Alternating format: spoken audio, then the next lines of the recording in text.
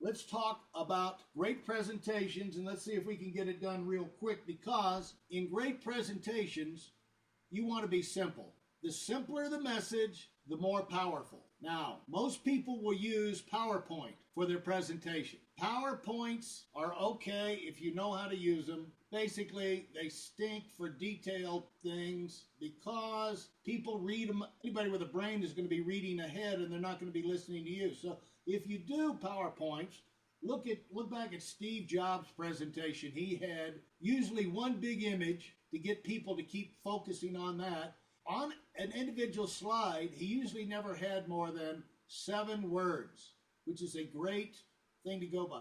Don't have a lot of words because people are going to be buried into the words. You're supposed to come up with the words, not the PowerPoint.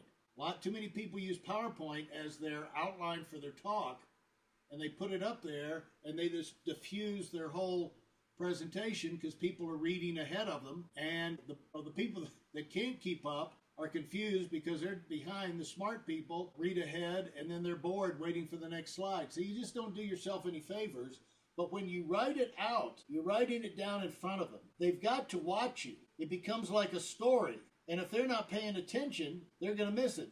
Another reason is I try and write neatly, but I don't worry about it so much because if people are paying attention, they'll know that that is story. So I don't try and make it ugly to look at, but I'm more concerned about the content, which is where I want them to be, than I am about a pretty presentation that I can show somebody and say, look at the great presentation I made. Go for effectiveness instead of, versus pretty. Oh, look how pretty. Nice background. I just love the background. Dum-dum. The thing is, are you connecting? Now, when you get in with a presentation, you want to be simple and brief and facts. You want to always have one main point of the thing. Now, how you get that across is the basic who, what. You want to make sure they've got the facts down. The who, what, the where, the when, the why. You see these things? The how. Cover the stuff so they can understand the facts about your one main point. It's a meeting coming up, it's important. It's a product that's coming out, it's important. There's a next step you need to take that's important. There's a course you need to sign up. Something like that. There's one main thing. You want to get them excited about it, and you want for that to stick in their mind, you got to give them the basics.